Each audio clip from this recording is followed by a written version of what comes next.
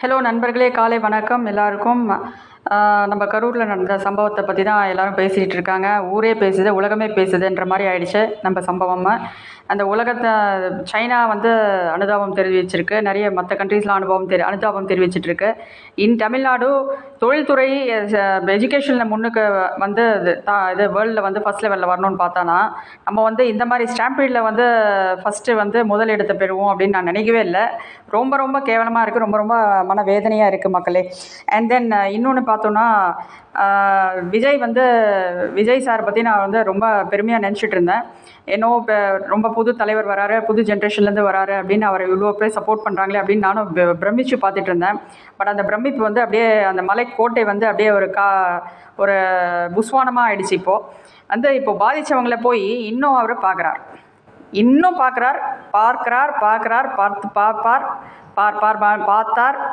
பார்ப்பார் மாதிரி ஆயிடுச்சு. அவர் பார்க்கவே மாட்டார் போல இருக்குது கடைசி வரைக்கும். நெக்ஸ்ட்டு அவர் போனார்னா அங்கே வந்து நிலைமை எப்படி இருக்குன்னு தெரியல. மக்களை சந்தித்து ஒரு தலைவன் வந்து சந்திக்க வந்து தைரியம் இல்லாதவன் எப்படி ஒரு தலைவனாக முடியும் அப்படிங்கிறது என்னோட கேள்வி. ஃபஸ்ட்டு ஒரு தலைவன் எப்படி இருக்கணும்? கஷ்டத்துலேயும் நஷ்டத்துலேயும் துக்கத்துலேயும் எல்லாத்துலேயும் ஒரு தொண்டனோட பங்கெடுத்தவன் தான் ஒரு தலைவன், சிறந்த தலைவன் இல்லையா? இவரை நம்பி ஓட்டு போட்டால், அவரோட தொண்டர்களே இவரை நம்பி ஓட்டு போட்டால் அவங்களுக்கு ஏதாவது ஒரு கஷ்டம்னா இவர் போய் நிற்பாரா, இல்லை பணியூரில் இருந்துக்கிட்டு அவங்களுக்கு வந்து ஒரு நிவாரண உதவி பொருட்களை அங்கேருந்தே ஹெலிகாப்டரில் அனுப்புவாரா அப்படின்னு தெரியல. அந்த மாதிரி இருக்குது. ரொம்ப ஒரு மனவேதனையாக இருக்குது. இந்த மாதிரி கூட இருப்பாங்களா ஒரு தலைவர்கள், இந்த மாதிரி கூட இருப்பாங்களா, நெக்ஸ்ட் ஜென்ரேஷன் தலைவர்கள் இப்படி இருக்காங்களே அப்படின்னு மனவேதனையாக இருக்குது. நெக்ஸ்ட்டு நம்ம வந்து ஜென்ரேஷனுக்கு நான் என்ன சொல்ல வரேன்னா, நிறைய பேர் இப்போது இன்ஸ்டா திறந்தா, ட்விட்டரை திறந்தா யங் ஜென்ரேஷன் தான் நிறைய பேர் பேசுகிறாங்க. யங் ஜென்ரேஷன் வந்து பேசும்போது அவங்க ஒருத்தர் வந்து சொல்கிறாரு, நான் வந்து எங்கள் விஜய் அண்ணாக்கு ஏதாவது ஆயிடுச்சுன்னா, ஏதாவது பண்ணிங்கன்னா, அரெஸ்ட் பண்ணிங்கன்னா நான் வந்து பெட்ரோல் பங்க் எரிச்சிடுவேன், பஸ்ஸை எரிச்சிடுவேன், அதை எரிச்சிடுவேன், போய் முதல்ல படிங்கப்பா, போய் உருப்படுற வேலையை பாருங்கள் அப்படின்னு நான் சொல்கிறேன். ஏன்னா அவன் வந்து கண்டிப்பாக அந்த சின்ன பையன் வந்து கண்டிப்பாக ஒரு ஜூனியர் தான். அவன் வந்து இன்னும் ஒரு 18 வயசு தாண்டாத ஒரு மைனர். அவர் வந்து இன்னும் ஸ்கூலில் தான் படிச்சுட்டு இருப்பார்னு நினைக்கிறேன். ஒரு +1 +2 தான் இருக்கும். சரி, அப்படியும் இல்லை, ஒரு காலேஜில் ஃபஸ்ட் இயர் இருந்தால் கூட, ஒரு 18 வயசு நிரம்பி இருந்தால் கூட அவர் என்ன பெரிய தீவிரவாதி மாதிரி பேசுகிறார். இந்த தீவிரவாத பேச்சுக்கெல்லாம் யார் முன்னுரிமை கொடுத்தது? யார் வந்து இது இவங்களுக்கெல்லாம் சொல்லி கொடுத்தது? நீ ஏன்ப்பா பப்ளிக் பொருட்களை எரிக்கிறதுக்கு உனக்கு யார்ப்பா இந்த மாதிரி உனக்கு வந்து உரிமை கொடுத்தா? உங்கள் வீட்லையா, உங்கள் வீட்டு பப்ளிக் பூத்தா அது? உங்கள் வீட்டு பெட்ரோல் பங்கா அது? இல்லை உங்கள் வீட்டு பஸ்ஸா? ஒரு பொது சொத்தை எரிக்கக்கூடாது அப்படிங்கிற ஒரு சாதாரண ஒரு இது கூட இல்லை, அறிவு கூட இல்லை, தெளிவு கூட இல்லை. அந்த அளவுக்கு புத்தி இருக்குது நம்ம விஜய் சாரோட தொண்டர்களுக்கு அப்படின்னு தான் நான் சொல்லணும்.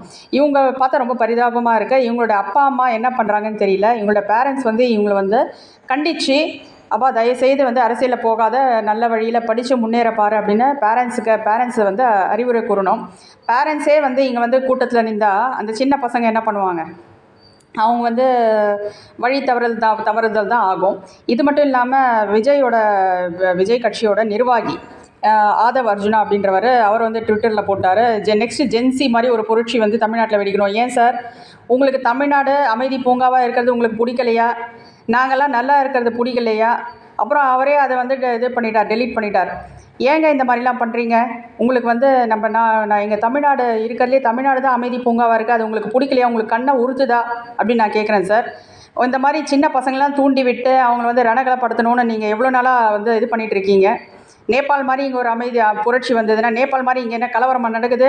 ஏதாவது வந்து அன்லாஃபுல்லாக ஏதாவது நடக்குதா? இந்த ஆட்சி நல்லா தானே சார் நடந்துகிட்ருக்கு. ஏன் சார் இப்படிலாம் பண்ணுறீங்க? உங்களுக்கு யார் தூண்டுதல் பண்ணுறாங்க?